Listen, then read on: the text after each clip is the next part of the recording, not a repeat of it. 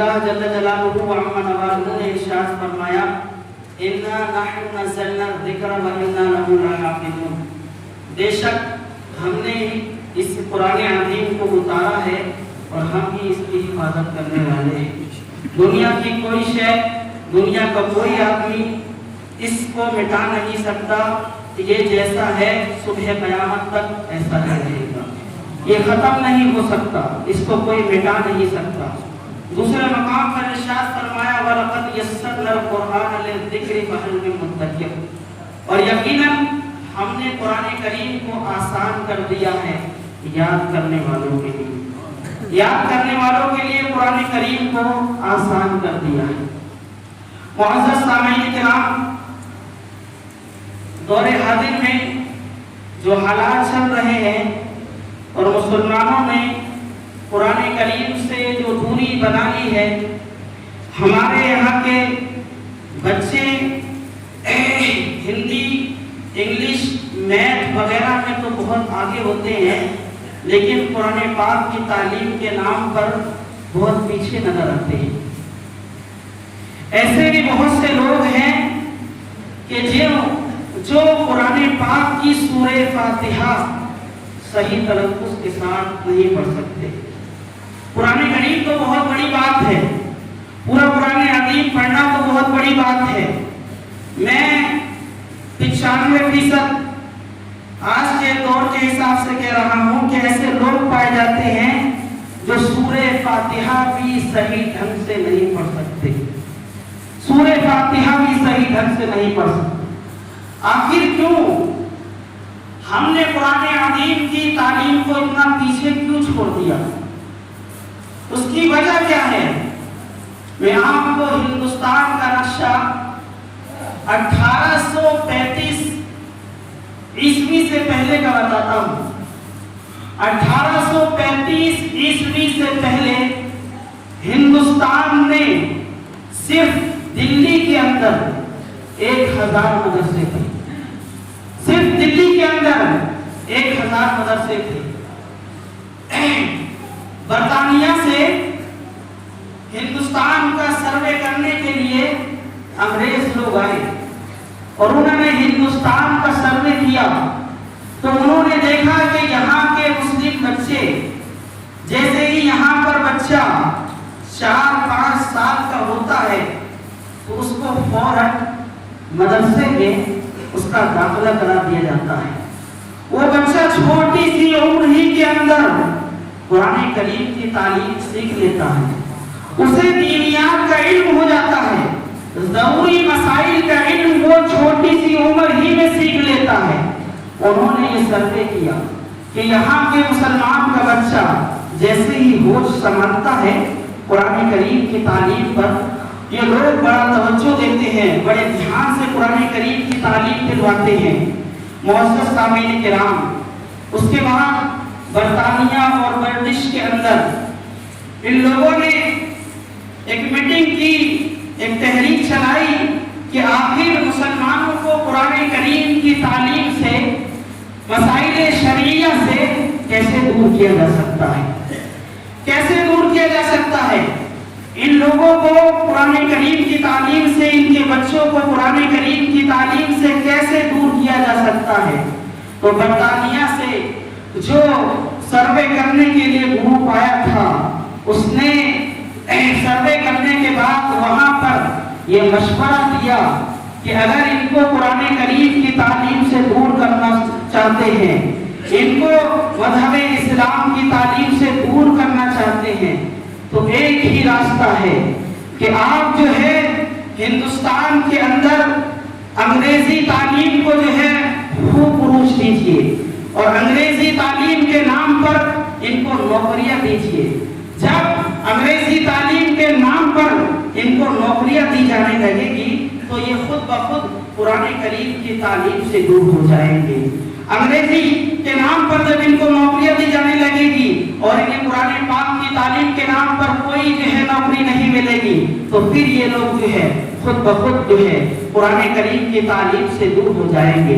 عزیزان گرامی، برطانیہ میں یہ میٹنگ ہوئی، اس کے بعد جو ہے ہندوستان کی سرزمین پر بڑے بڑے شہروں शहरों के अंदर, मुंबई और चेन्नई और बड़े बड़े शहरों के अंदर बड़ी बड़ी यूनिवर्सिटियां कायम की गई। वहां पर अंग्रेजी तालीम का आला इंतजाम किया गया, उसमें बच्चों को दाखिला, उसमें बच्चों का एडमिशन होने लगा और आला तालीम दी जाने लगी। जब वो बच्चे फारिग होने लगे तो उन्हें बड़ी बड़ी नौकरियां मिलने लगी।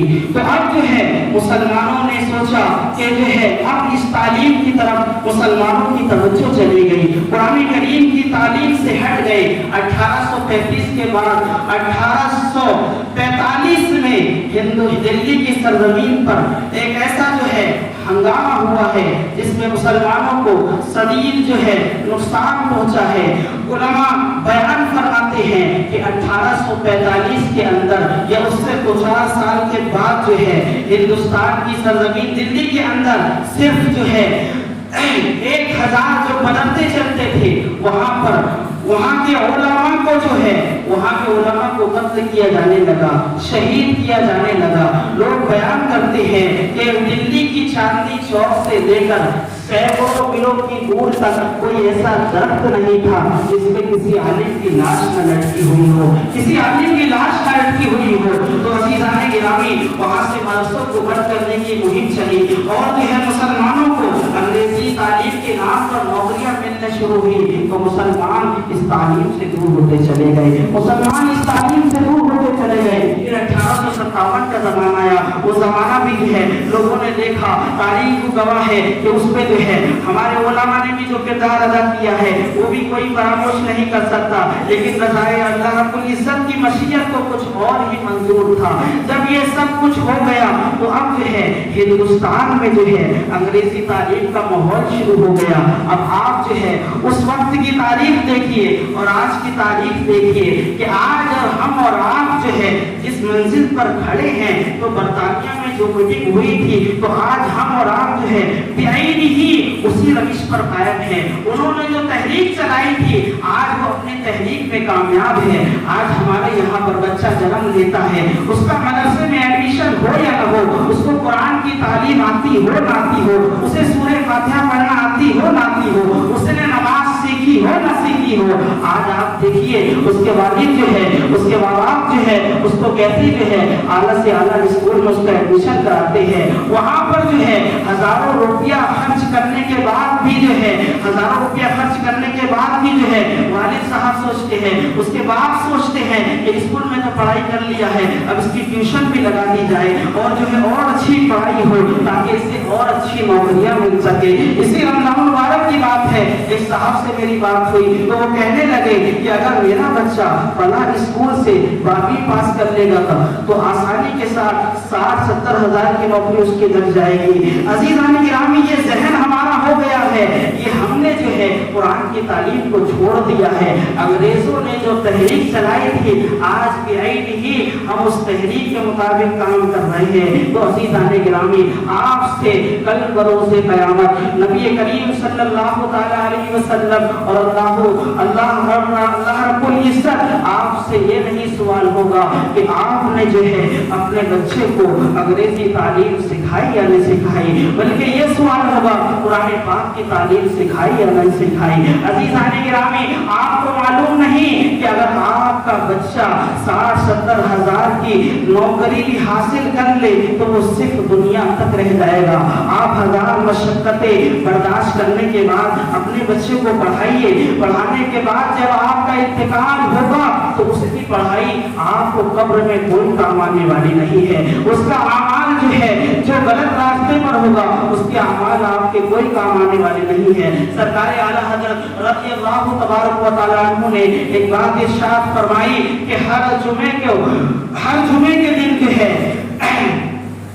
वालिदैन के सामने उनके बच्चों के अमाल पेश होते हैं।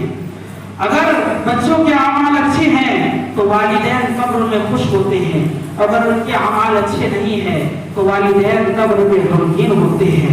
तो अगर आप चाहते हैं कि आप अपनी कब्र में खुश रहें, हर जुमे को आपको खुशी हासिल हो, तो अपने बच्चों को कुरान की तालीम दीजिए, अपने बच्चों को कुरान सिखाइए। سکھائیے، اپنے بچوں کو کم از کم نماز صحیح طریقے سے پڑھنا سکھائیے، اپنے بچوں کو مسائل شرعیہ ضروریہ سکھائیے، تاکہ کل آپ قبر کے اندر جائیں تو یہ بچے اچھے اعمال کریں اور آپ کے لیے جو ہے قبر کے اندر بھی سکون ہو۔ ورنہ کل جب آپ قبر کے اندر جائیں گے تو آپ کی اولاد جو ہے بڑی نوکری پر تو ضرور فائز ہوگی، لیکن اس کا کوئی عمل ایسا نہیں ہوگا کہ آپ کو جو ہے قبر میں راحت ملے۔ تو عزیزان گرامی، آج ہمارا اور آپ کا حال یہ ہے کہ قرآن کریم کی تعلیم سے ہم اور آپ جو ہے بہت دور ہو گئے ہیں۔ تو اللہ نے ارشاد فرمایا اِنَّا نَحْنُ نَزَّلْنَا الذِّکْرَ وَإِنَّا لَهُ لَحَافِظُونَ، ہم نے قرآن عظیم کو اتارا ہے اور ہم بھی اس کی حفاظت کرنے والے ہیں۔ اور قرآن پاک کے تعلق سے آتا ہے کہ اگر کوئی قرآن پاک کا ایک حرف پڑھتا ہے تو اللہ رب العزت اس کو 10 نیکی عطا فرماتا ہے۔ آقا کریم نے ارشاد فرمایا کسی نے الف لام میم پڑھ دیا تو یہ 3 حرف ہے، اللہ رب العزت اس کو 30 نیکی عطا فرمائے گا۔ اسی طریقے سے قرآن کریم کے تعلق سے آیا جس نے سورہ یاسین شریف کو پڑھ لیا تو سورہ یاسین جو ہے قرآن شریف کا دل ہے، گویا اس نے 10 مرتبہ قرآن پاک ختم کر لیا۔ اسی طریقے سے آیت الکرسی کی بے شمار فضیلتیں آپ کو ملے گی، سورہ فاتحہ کی فضیلت ملے گی، سورہ بقرہ کی فضیلت ملے گی، لیکن کس کے لیے؟ اسی کے لیے کہ جو صحیح سے پڑھ سکے، جو صحیح تلفظ کے ساتھ پڑھ سکے۔ آج لوگوں کا حال یہ ہے کہ اگر وہ قرآن پاک پڑھے تو جس طریقے سے وہ پڑھتے ہیں ایسے پڑھنے والے پر تو خود قرآن لعنت کرتا ہے۔ اگر قرآن کو صحیح تلفظ کے ساتھ نہ پڑھا جائے تو پھر قرآن کریم اس پر لعنت کرتا ہے، ثواب تو دور کی بات ہے۔ تو عزیزان گرامی، قرآن پاک کو صحیح طریقے سے پڑھنا سیکھیے، یہ اللہ رب العزت کا جو ہے کلام ہے، کبھی ختم ہونے والا نہیں ہے، اور اس کو پڑھنے کی بے شمار برکتیں ہیں، فضیلتیں ہیں۔ اللہ نے دوسرے مقام پر ارشاد فرمایا اِنَّا أَنزَلْنَاهُ فِي لَيْلَةِ الْقَدْرِ، کہ ہم نے اس قرآن کریم کو لیلۃ القدر میں نازل فرمایا، یعنی آج ہی کی رات کو یہ قرآن کریم اترا ہے۔ دوسرے مقام پر فرمایا شہر رمضان الذی انزل فیہ القرآن، رمضان کا وہ مہینہ جس میں قرآن نازل کیا گیا ہے۔ تو عزیزان گرامی، اسی مہینے میں قرآن کریم اترا ہے اور ہم اور آپ جو ہے قرآن کریم کی تعلیم سے بہت دور ہے۔ تو اللہ نے لیلۃ القدر میں نازل فرمایا اور آگے ارشاد فرمایا وما ادراک ما لیلۃ القدر، تم نے کیا جانا کہ لیلۃ القدر کیا ہے؟ یہ لیلۃ القدر کیا ہے، تم نے کیا جانا؟ اللہ ارشاد فرماتا ہے لیلۃ القدر خیر من الف شہر، لیلۃ القدر 1000 مہینوں سے افضل ہے، 1000 مہینوں سے افضل ہے، یعنی یہ رات جو ہے 1000 مہینوں سے افضل ہے۔ اس رات میں عبادت کرنا ایسا ہے کہ 1000 مہینوں سے آپ نے زیادہ عبادت کر لی۔ تو عزیزان گرامی، یہ رات عبادت کی ہے۔ لیلۃ القدر خیر من الف شہر، تنزل الملائکۃ والروح، اس میں جو ہے جبریل امین اللہ کے حکم سے اترتے ہیں اور پھر جو ہے جبریل امین جو ہے اس رات میں جو ہے اللہ رب العزت کی طرف سے جو ہے مومنین کو خوشخبری دیتے ہیں، اور یہ جو ہے فجر کے نمودار ہونے تک یہ واقعہ ہوتا رہتا ہے۔ تو یہ رات جو ہے عبادت کی ہے، اور آقا کریم نے ارشاد فرمایا کہ جس نے جو ہے ایمان کی وجہ سے ثواب کی نیت سے اس رات میں جو ہے قیام کیا، اس رات میں عبادت کی، تو اس کے پچھلے تمام گناہ بخش دیے جائیں گے، اس کے تمام گناہ بخش دیے جائیں گے۔